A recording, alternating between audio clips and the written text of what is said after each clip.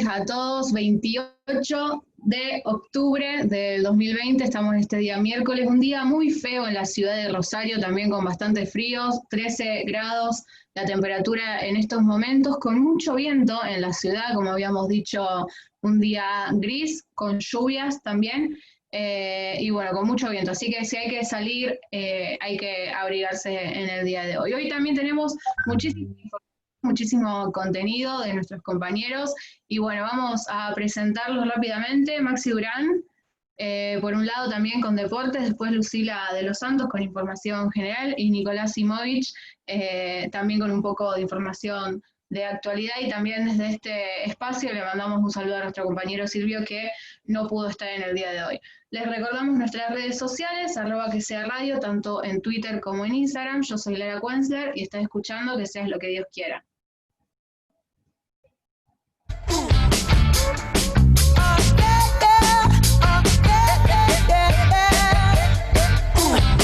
You bring me to my knees, you make me testify.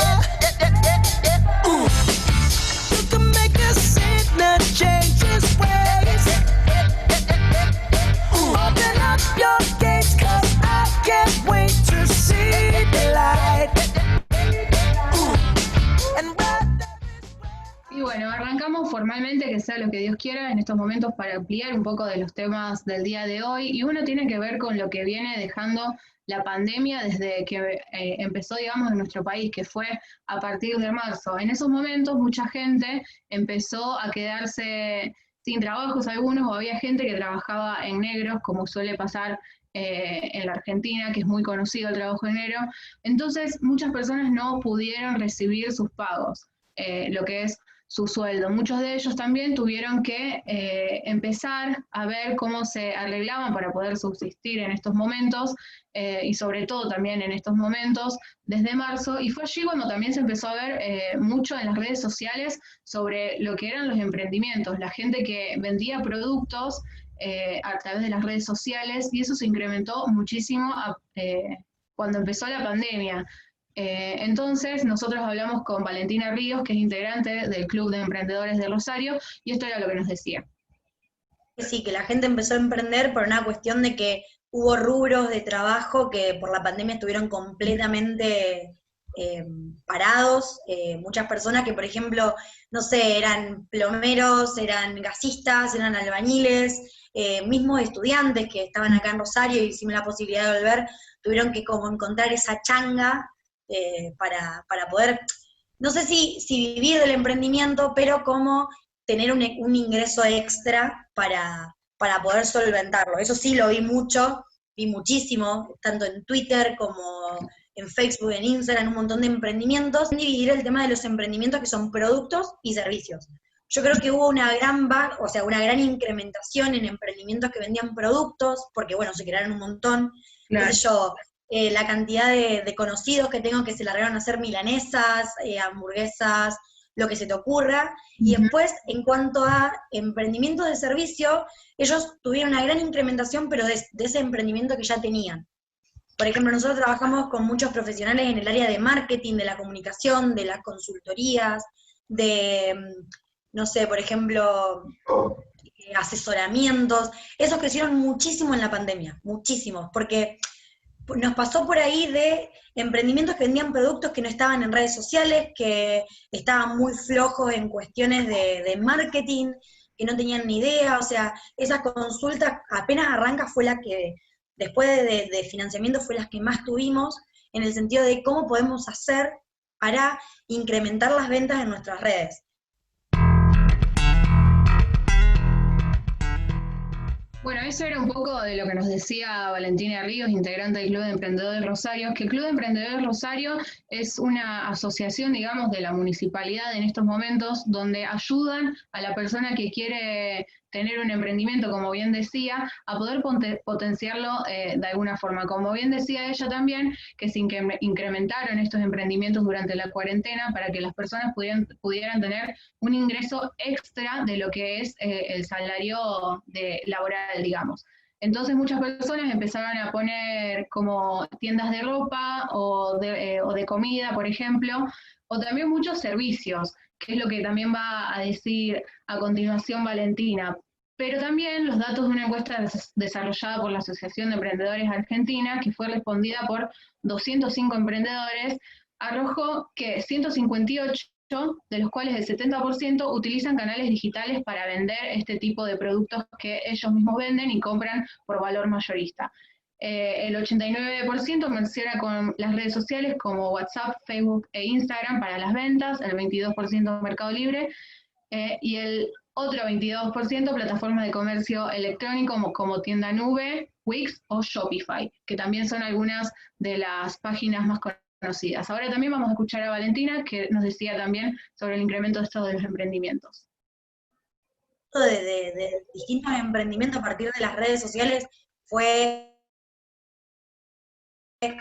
increíble, o sea, hubo mucho crecimiento, es lo que te mencionaba antes, también hubo más demanda de consultas y más preguntas en el sentido de que, bueno, ¿cómo puedo hacer? ¿Qué hago? Nos pasa mucho también de que por ahí tenemos emprendimientos que estaban tan consolidados en las redes, con muchísimos followers o con muchísimas interacciones, que se pasaron a una página que decidieron, bueno, tengo que abrir mi tienda nube, que bueno, tiene distintas herramientas, no sé, Instagram también tiene su propia tienda nube, eso lo pudimos hacer gracias a un socio estratégico nuestro desde el club, que es Empretienda, que se encarga de la creación de páginas web para emprendedores, y también lo que me di cuenta mucho es que a partir de esta necesidad de los emprendedores de hacerse latente en las redes o en la web, se crearon muchos emprendimientos que funcionan como, si te digo, un pedido ya de emprendimientos, ¿no?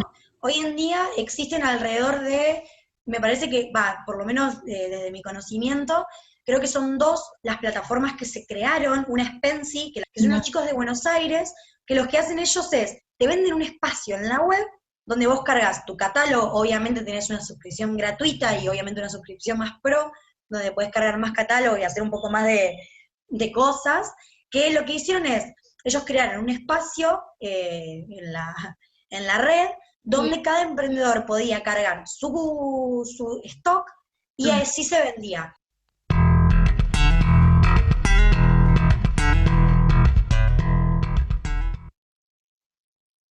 Bueno, eso era también un poco de lo que nos decía Valentina. A partir de este gran incremento en los emprendimientos se han creado nuevas aplicaciones, como decía también, tipo pedidos ya, para que las personas que tengan su marca, su emprendimiento, puedan vender a través de esas plataformas y que también todo sea más dinámico.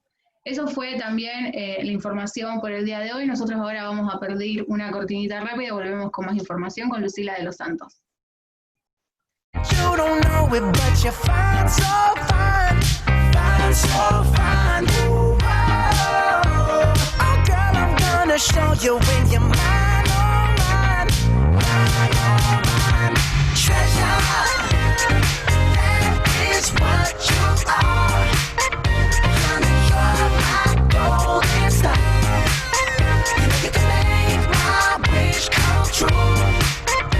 If you let me treasure you, if you let me treasure you, oh, oh. Pretty girl, you should be smiling.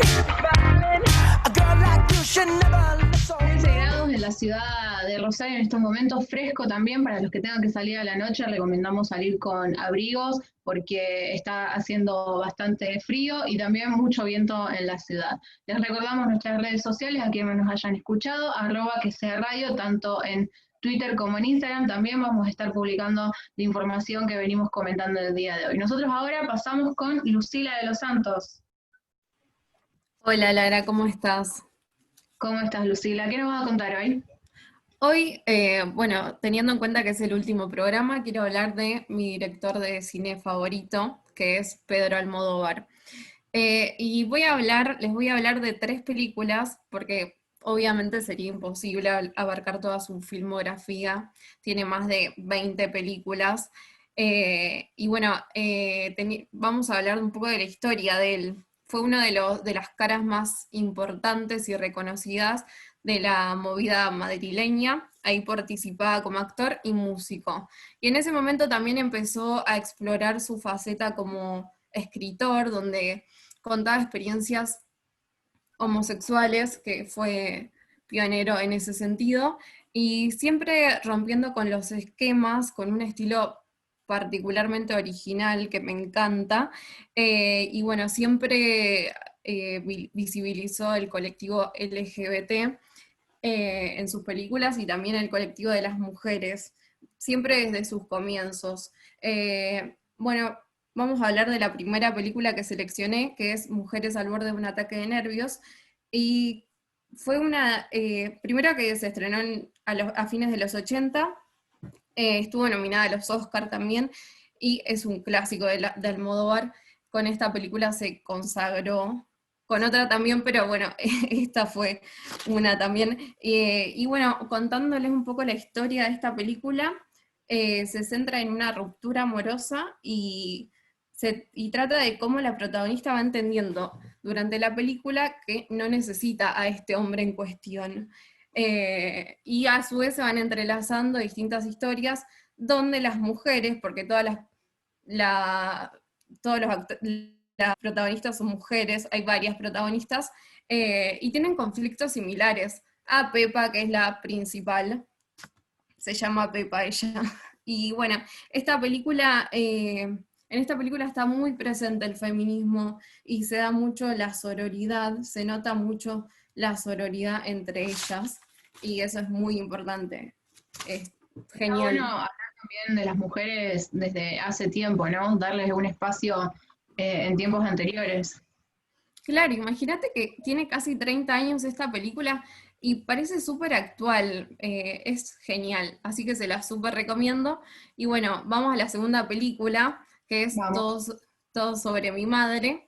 Esta película se estrenó en el 99 y con esta sí se terminó de consagrar Almodóvar, porque ganó un Oscar a la mejor película extranjera, entre otros muchísimos premios que ganó. Y acá, en esta película se refleja, eh, lo que trata se refleja obviamente en el nombre de la película, porque se aborda la figura materna en diversos puntos de vista, como la madre de un personaje, la figura de la madre como personaje principal, y también de la madre del propio Almodóvar como referencia autobiográfica. Y bueno, se reflexiona mucho en esta película que no hay una sola madre, también se abordan temas como la identidad, y aquí en esta película se visibiliza mucho el colectivo LGBT, obviamente, igual como en todas las de Almodóvar. Y bueno, les cuento un poco de la tercera película, que es Dolor y Gloria, que es de las más nuevas porque se estrenó el año pasado. Y bueno, tiene una actuación increíble de Antonio Banderas, por eso estuvo nominado en muchísimos premios. Y acá esta película es una de las más autobiográficas de Almodóvar y se representa desde su infancia hasta sus años más difíciles, como tanto personales como profesionales. Y bueno, eso es un poco lo que les quería contar y las pelis que les quería recomendar. Se nota muchísimo, Lucila, tu admiración por Almodóvar, así que también vamos a estar publicando todas tus recomendaciones en nuestras historias de Instagram para todas las personas que lo quieran ver. Obviamente, después se los pasamos en las redes sociales, así saben bien cuáles son las pelis. Bueno, Lucila, muchísimas gracias. En un rato volvemos con vos. Quiero la luz del sol, también quiero el azul del cielo en el mar.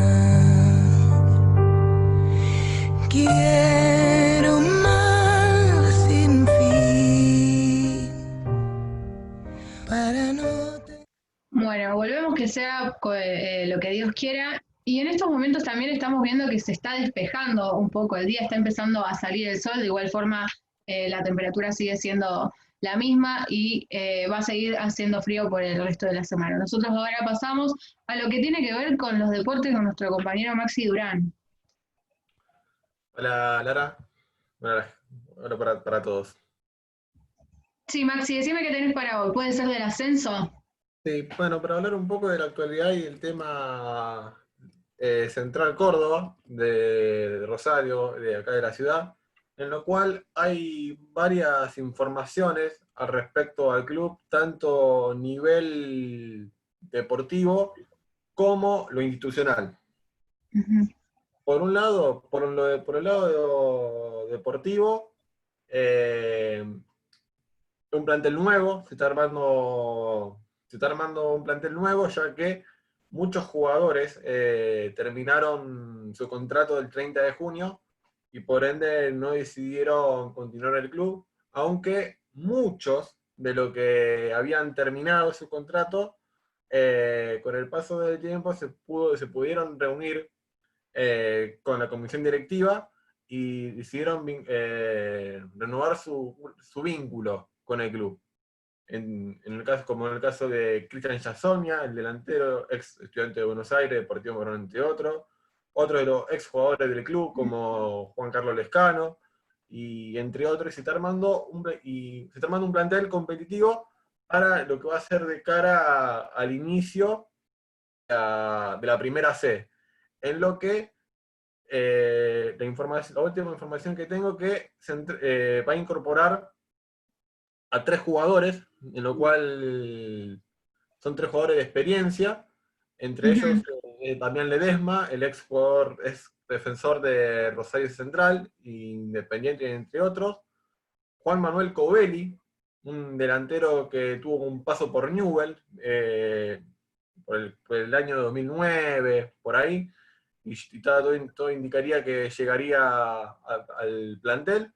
Y otro de lo que se suma, el regreso de Diego Migueles, un mediocampista por derecha, que su última temporada viene a jugar en el Federal A, en Ferro de General Pico, y pegaría la vuelta. Con ellos 3, sumado a Julián Bembo, un hombre de 41 años que viene jugando en el equipo de enfrente, en Argentino de Rosario, fue convocado por Marcelo Vaquero y con ellos ya de a poco se está rearmando el plantel para esperando la expectativa del nuevo torneo de la primera C. ¿Y no se Y ahí sabe, Maxi, una fecha tentativa? todo indicaría, es toda una incógnita. ¿Por qué lo digo? Porque la semana pasada, perdón, el lunes me comuniqué con el Ujú. presidente del club, con Eduardo Bulfoni, presidente de Central Córdoba, y me dijo que es toda una incógnita. La fecha tentativa es el 21 de noviembre, Ujú. y en cuanto al torneo, todavía no se sabe bien cómo se va a jugar. Hay, a ver, sí se sabe cómo estaría diagramado, pero hay que esperar que sea aprobado por el Comité Ejecutivo de la AFA. Todo indicaría que el torneo se va a jugar. Primero, una final entre lo que fue el campeón de la Apertura y lo que fue el campeón de la Clausura, que son Cañuelas y Deportivo Merlo. El perdedor de la final de ese partido se va a unir en semifinales de un reducido frente a la Ferrer. Del otro lado va a haber dos zonas en la cual va a ser sorteada, en lo cual los cabezas de serie vendrían a ser los equipos que están en lo que ya han finalizado en el reducido en el torneo, y los otros equipos. Y con esos, los 2 primeros de cada zona se van a unir en semifinales a la Ferrer y al perdedor de la final que mencioné anteriormente. Y una vez que vuelva, digamos, todos los equipos, digamos, del ascenso que vuelvan a jugar, ¿está dicho que el mismo protocolo sea por ahí igual que los de la primera división? Sí, en cuanto al protocolo, todavía se calcula que va a ser el mismo, pero hay una novedad. Ya se empezó a practicar en el ascenso el VAR. También aplicaría al ascenso, al VAR. Se está haciendo una prueba. Se probaron en varios partidos en el ascenso, por ejemplo, en un clásico en un clásico que fue que entre Almirante Brown y Deportivo Morón se está intentando aprobar y funcionar el VAR de a poco, para después llevarlo a la máxima categoría. Todo indicaría de que son pruebas que se están haciendo para luego, como se dijo anteriormente, que en el 2021 se oficialice la llegada del VAR al fútbol argentino. Perfecto, Maxi, completísimo lo tuyo como siempre. Muchísimas gracias. No, gracias a vos. Bueno, nosotros ahora vamos a un rápido corte y después volvemos con más información con nuestro compañero Nicolás Simovich. Tanto pediste detener ese momento de placer antes de que se acabe. Vuelve la misma sensación, esta canción ya se escribió. Hasta el mínimo detalle. Mira el reloj, se derritió. Rebobinando hacia... Estás escuchando Que sea lo que Dios quiera, 17:56 exactos en estos momentos y nosotros vamos a pasar con nuestro compañero Nicolás Simovich. ¿Cómo estás? Hola amigos, ¿cómo están? Buenas tardes a todos. Bueno, hoy les traje una pequeña problemática que están viviendo los docentes actualmente con esta situación de pandemia, ¿sí? Y es la falta de capacitación del Ministerio de Educación para los docentes. ¿Por qué? Porque un docente fue capacitado para dar clases presencialmente. Y hoy en día no te brindan herramientas, como por ejemplo para saber cómo utilizar Zoom, ¿sí? Estuvimos hablando, haciéndole una nota a la señora Raquel Chimelfenich, que nos va a contar un poco este disgusto que están teniendo, ¿sí? Vamos a escucharla a ver qué nos dice y después seguimos ampliando. Hola, soy Raquel Chimelfenich, soy profesora de enseñanza primaria de una escuela pública de Concepción del Uruguay, Entre Ríos. Bueno, mi experiencia dictando clases virtuales en este periodo de pandemia no es positiva. Los docentes nos las arreglamos como podemos para hacer llegar las actividades a los alumnos. No recibimos capacitación, tecnológicamente hacemos lo que podemos. Nosotros, si queremos dar una clase de Zoom, tenemos que aprender por nuestros medios cómo dar la clase, porque el Consejo de Educación no nos ayuda, no nos capacita, tampoco nos provee de los recursos. Tenemos que usar nuestro celular, nuestra internet, nuestro wifi, nuestras computadoras para hacer llegar las actividades a las familias. Tampoco es favorable dar clases por medio de Zoom porque los chicos, principalmente en un grado como el mío, que es un 3er grado, son nenes chicos, tienen que estar con el padre al lado. Los padres, por razones de trabajo, tampoco pueden a veces poder asistir a un horario, otro horario. Entonces, como son nenes chiquitos y utilizan los celulares de los padres, a veces se hace muy difícil que todos puedan concurrir a esa clase virtual.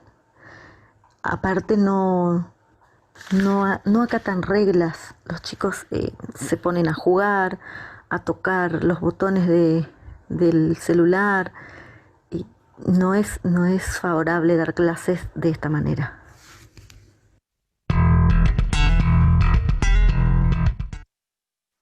Ahí pasaba la palabra de la docente Raquel Chimelfenich, contando un poco su experiencia, y es entendible también. El profesor hoy en día se tiene que adaptar y adaptarse a estos nuevos cambios, tanto como todos nosotros. Y bueno, como decía, el Ministerio de Educación hoy en día no les brinda capacitaciones a los docentes. Y bueno, también hay que entender que hay alumnos de zonas rurales, ¿sí?, que no tienen buena conectividad Wi-Fi, también al ser chicos tan chicos dependen 100% de los padres. para conectarse a una clase. Los padres también tienen sus otras actividades, trabajo, estudios, etc. Y bueno,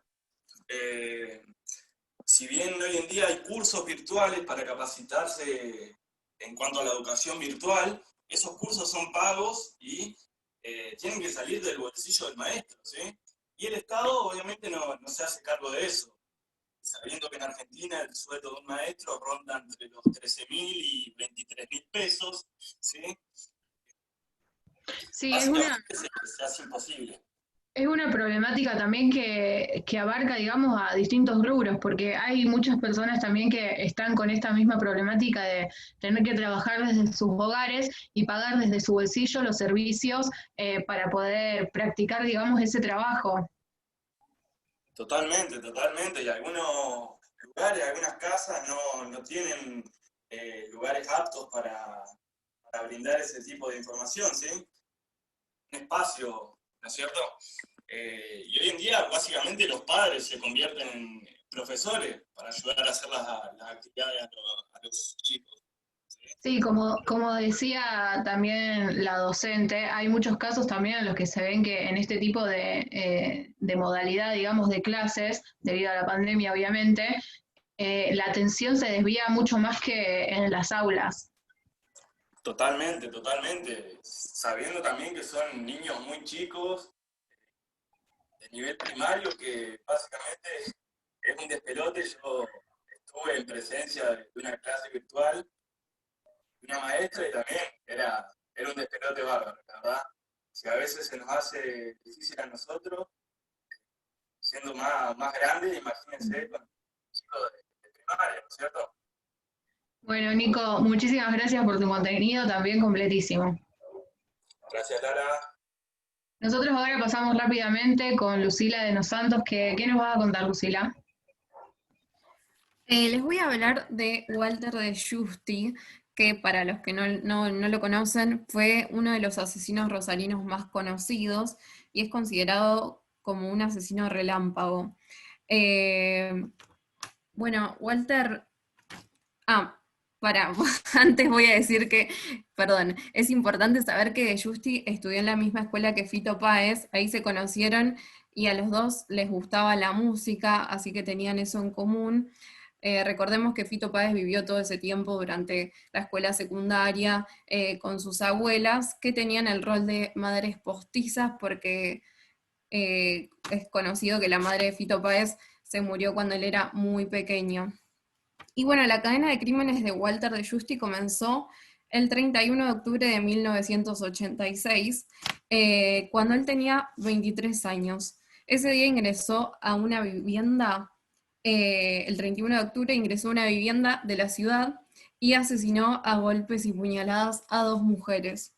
Una semana después, el 7 de noviembre de 1986, en la calle Balcarce, donde vivían las abuelas de Fito Páez, De Giusti baleó y acuchilló a ellas y a una empleada doméstica que trabajaba en la casa, que estaba embarazada también.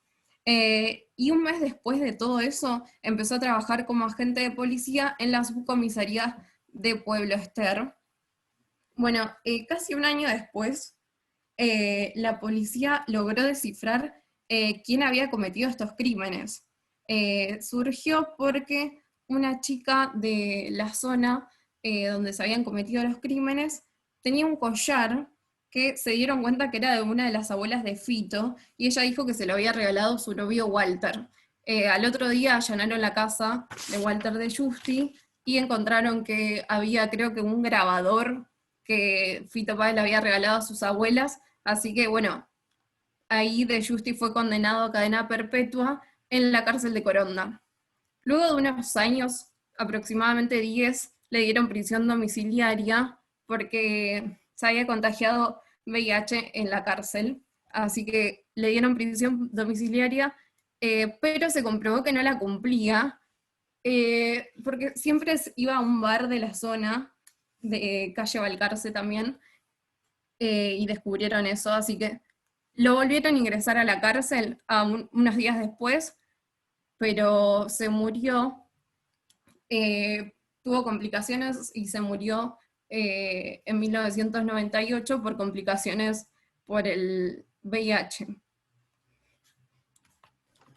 Perfecto, Lucila, esto también para ponerlo en uno de los documentales de Netflix que se están estrenando en estos días también, que se llama Misterios sin resolver. Muchísimas gracias, Lucila, por toda la información. Gracias a vos. Nosotros ahora vamos a un pequeño y rápido corte y después volvemos con mucha más información.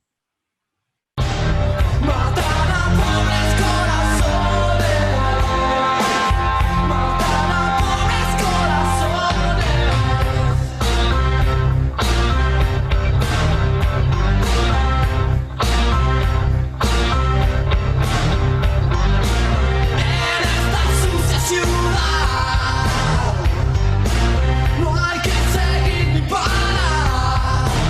Ciudad de locos corazón. 13 grados en la ciudad de Rosario. Nosotros pasamos rápidamente con nuestro compañero Maxi Durán para contarnos un poco de la cancha, de la historia, perdón, de la cancha de Newell's, Maxi.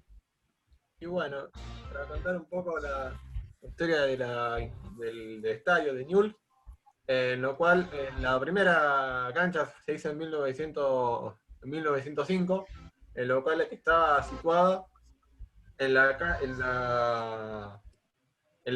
calle Humberto y Boulevard Avellaneda, en el sector noroeste de Rosario, en lo cual fue realizada una gestión por Claudio Newell, hijo de Isaac, y fue inaugurada ese estadio en 1905. Después, en 1907, la gestión por Nicasio Vila se trasladó al estadio Avenida Provincia Unida, San Luis y Rioja. ¿Te parece, Lara? Escuchamos el audio de Corina Tomás, que fue una de las arquitectas que fue la que diseñó el estadio de Newell's. A mi papá le encomiendan el proyecto del nuevo estadio de Newell's allá por el año 72, 73. En ese momento él trabajaba para la Municipalidad de Rosario y bueno, le encomiendan este proyecto, el cual fue aprobado bajo la presidencia de Armando Botti. Así que bueno, en el 73 se aprueba, se remodelan palcos, vestuarios, se edifica un espacio de confitería, nuevas boleterías, un panteón social, El Salvador, no sé si lo conoces. Y bueno, esto fue en el 73. En el 74 ya mi papá presentó digamos que se hizo la inauguración del estadio, ya con vistas para hacer la sede del Mundial 78. Mi papá era el arquitecto Carlos Melvin Thomas. Él estuvo junto con Jorge Baquedano, otro arquitecto más, que también trabajaba en la municipalidad en ese momento. Así que bueno, esto se creía realmente que iba a ser para el Mundial 78, iba a ser la sede principal del Mundial, pero bueno, después por conflictos con respecto a los militares que acordaron otra cosa. Bueno, ahí escuchábamos la palabra, en lo cual nos contaba un poco la historia. Luego el estadio se mudaría en 1911 al lugar, lo que sería el Parque bueno, como contaba anteriormente, luego en 1911 se mudaría el parque, al nuevo estadio de Newell's, al Parque Independencia, en lo cual hoy en día, en el 2012, fue cambiado su nombre al estadio Marcelo Bielsa. Perfecto, Maxi, de nuevo, completísimo todo. Nosotros también ahora pasamos rápidamente con Nicolás Simovich, que nos va a hacer también una recomendación. Bien, amigos, yo les voy a contar un poquito sobre un libro que leí hace poco, del autor Robert Kiyosaki, eh, autor de muchos libros de inteligencia financiera que a mí personalmente me ayudaron a instruirme un montón en el mundo de las finanzas. Él es autor de libros como El cuadrante del flujo de dinero, que es el que voy a hacer hincapié ahora, ¿sí? En el cual él explica cuáles son las 4 formas de generar ingresos en el mundo, ¿sí? Él explica que del lado izquierdo se encuentran los empleados y los autoempleados, ¿sí? Estas personas cambian tiempo por dinero, ¿bien?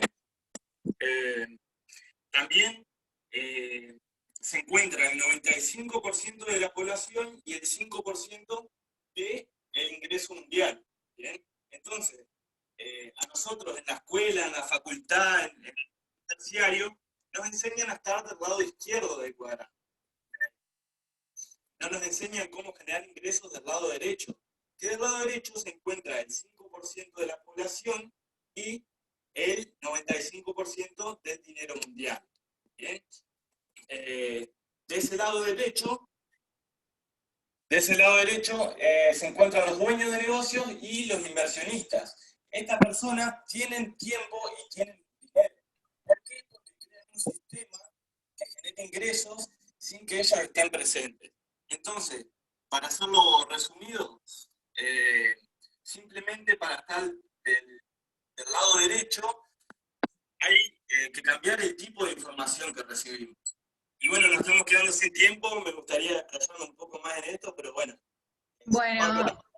Bueno, Nico, muchísimas gracias por todo. Nosotros nos despedimos de Que Sea Lo que Dios quiere. Le damos las gracias a nuestro profesor, a nuestro operador y también a todos nuestros compañeros que hoy también estuvo muy completo. Nosotros nos despedimos, que tengan un buen fin de semana y hasta luego.